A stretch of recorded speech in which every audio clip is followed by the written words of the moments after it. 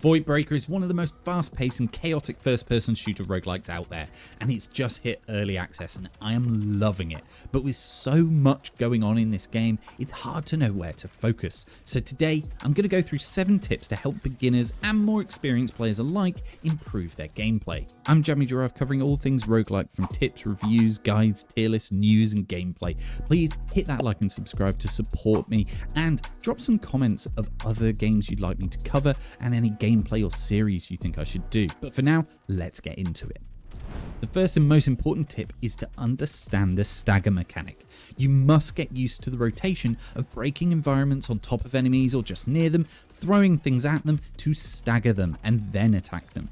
The objects don't have to fall directly on the enemies, just near them, so that when they shatter and break, it will generate some stagger on them, which you can see below their health bar being generated. Once staggered, you do massive amounts more damage to them. Without that stagger, you really don't do that much damage. When they are staggered though, obviously they don't attack, and most importantly, when killed, they will drop health and ammo, as well as other things potentially later on, but put a pin in that for now.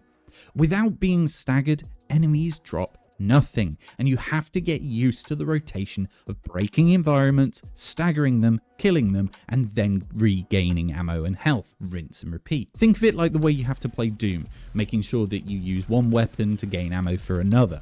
You need to keep that rotation going in this game, and that is what will take you to the next level. If you didn't fully understand this already, this tip alone will change everything for you. Tip number 2. Movement and positioning is everything. You can easily get overwhelmed in this game. Enemies move fast and swarm. Some explode, some let off huge amounts of projectiles. You need to keep moving. You have so many movement mechanics in this game at your disposal, but don't move without purpose. Positioning yourself so that enemies can bottleneck through areas or come through the destructible environments is important. This is how you can get that rotation going. You can decimate some of the anomaly enemies just by getting them into a building and destroying that building on top of them. Later on in the game, additional movement mechanics open up and the game gets faster and faster, which leads to my next tip, which might seem obvious.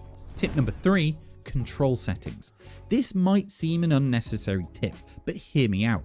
There are so many movement and attack mechanics in this, you need to get your control scheme right for you. An example for me is the telekinetic power. It's used all the time, the most used move I would say. It is constant, so you have to have this easily available to you, whereas your ability honestly isn't used that much, so consider moving these bindings around. And spoiler warning, once you get into zone 2 and unlock the grapple, you will likely need to use this a lot. Also, it helps with movement and keeping up speed, so you're going to want to move those key bindings around. A couple things you might want to consider in the control setting also is there is a auto sprint toggle as well as a different dash key binding, allowing for double tapping of a direction to dash. Personally, I hate this, but I know people do like it, and it frees up an additional control. If you're a person that maybe doesn't have some side buttons on their mouse, this could be a game changer for you, who knows? So try around with the key bindings. All I'm really saying here is, due to the speed of the game and the way you play, make sure you change controls to fit you. I'm not saying the default isn't okay, but I found that once I played around with these, I was able to more comfortably zip around at fast speeds while being able to accurately attack. Tip number 4. The first unlocks. There are a few things I advise you unlock early. The first and most obvious is the assault rifle. The pistol's fine, but the game opens up greatly with the AR. But next up in terms of the skill trees can be an interesting choice. You'll find out once you unlock one of these the first time that you can then invest the void currency in order to enhance it further. So it's my heavy recommendation that you increase those void drops and drops from enemies in general. I said put a pin in something earlier on, and that is because if you go for this upgrade, you can have it so that enemies start to drop currency in the way of credits, void, health, and even modifications if you upgrade it far enough. This, coupled with the increase to those void capsules, is something I highly recommend, because then you're going to be able to do more upgrades anyway. Investing in this early is going to help with future runs more than some of the maybe immediately impactful bonuses. If you've got this far in the video already, I'm just going to hijack it very quickly before I move into tip number 5, which is an important one. The vast majority of you watching these videos, about 98%, are currently not subscribed. If you have got this far, consider hitting like and subscribe and commenting how you are liking the game. It means a lot to me and it helps me out. Just for that, I'm going to give you a bonus tip. If you see these blocks hanging in any area, before you enter the area, shoot them down, because that way there's going to be more explosive or ice traps to be able to throw that are on the floor. Thanks for subscribing in advance. Appreciate you all. Tip number 5, experiment with mod synergies. The mod grid system is vast and brilliant. It gives so many build possibilities and varieties, which is amazing. Test out different weapon mods and abilities. Try different tactics.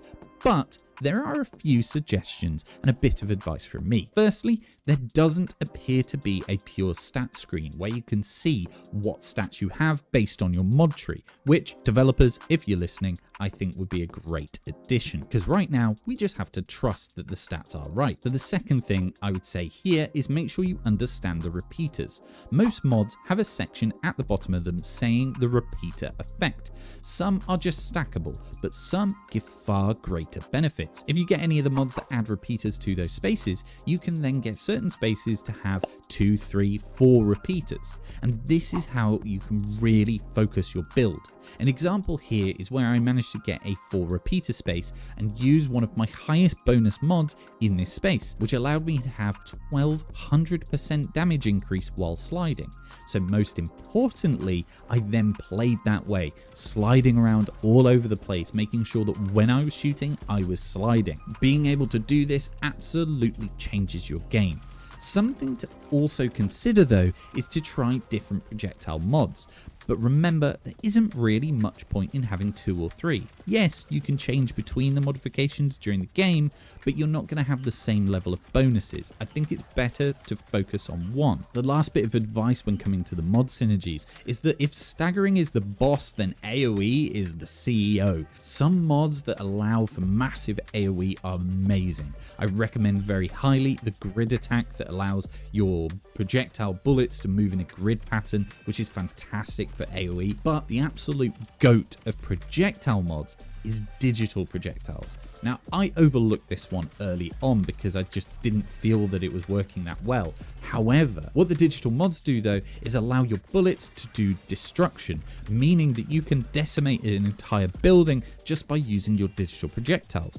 Meaning you don't have to throw grenades or use telekinetic energy to throw things around to break the environment. It means you can run through a building and once the enemies are chasing you, shoot all the ceiling down and take it all down on their head. And if you then stack destructible damage, this is a fantastic build. Try it out along with the sliding mechanic and you will be able to decimate this game. Tip number 6. Island choices. When deciding where to go, make sure you actually understand what you're getting into. It gives little information up front, but if you go onto the map, you can hover over the choices to understand them more. The corruptors that give you a risk-reward situation, giving you a negative but also giving you more chests you can go after. The dice is when you are sent to one of those random areas, which I recommend you heavily explore. This is where you find most of the schematics in order to research for new mods. The skull is obviously an encounter, but the ones that have extra symbols, check on your map to understand what they are. The shield symbol, as an example, is one way you need to protect a cube, which I completely overlook. Also, the obelisks. Make sure you read them before you accept them. Some of these can have devastating effects in both the positive and negative columns. As an example, the one that destroys a mod in your inventory and at random and then gives you 3 additional new ones. It's worth understanding that on this screen it says inventory is only the right hand side. However, when it destroys a mod, it can destroy from the mod screen on the left as well. So make sure you don't get caught out by this. And tip number 7, boss fights and clutter. During any of the boss fights, there are always destructibles around and you simply have to use them.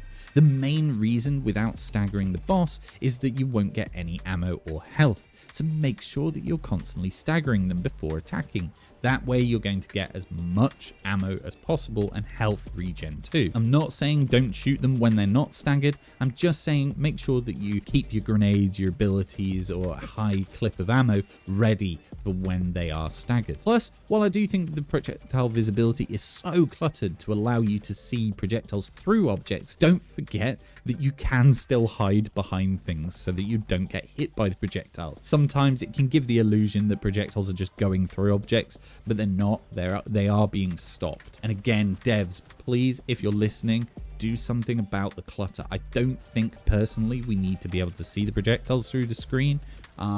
I think it does help sometimes, but maybe it's too much on the screen in one go, in my opinion. The boss battles themselves, though, are simply a matter of learning the patterns and staggering. The first boss, make sure you keep moving, as it is fast when it attacks. The ground attacks must be jumped over as well, not just dashed through, worth noting. And with this first boss, just make sure you keep moving as fast as you can. The ground attack when he dashes towards you can be devastating, and it's incredibly fast. Plus, when he starts to do the spin attack where he has beams going along the floor, make sure you're jumping over these, not just dashing, but as well, hide behind things like I said, and they shouldn't hurt you. So there you have it. I've tried to keep this quick, but there are 7 top tips for Voidbreaker. Hopefully this helps you, and please hit that like and subscribe to support me continuing to make more content. And hit those comments and let me know how you're getting on with this game. Any good builds you've found, any secrets that you've come across. I know I've found a few Easter eggs which have been quite interesting. I'll be back next week with more videos, but please give some suggestions. I want to start making a series of gameplay videos, but want your suggestions of maybe particular ways I can play through certain games. Maybe there's a way I could, hinder myself with Voidbreaker and see if I can complete the game in a particular way. Hit me up in the comments if you've got any suggestions. But I've been JammyGiraffe, sending love and positivity as always. See you in your next run. Jammy out.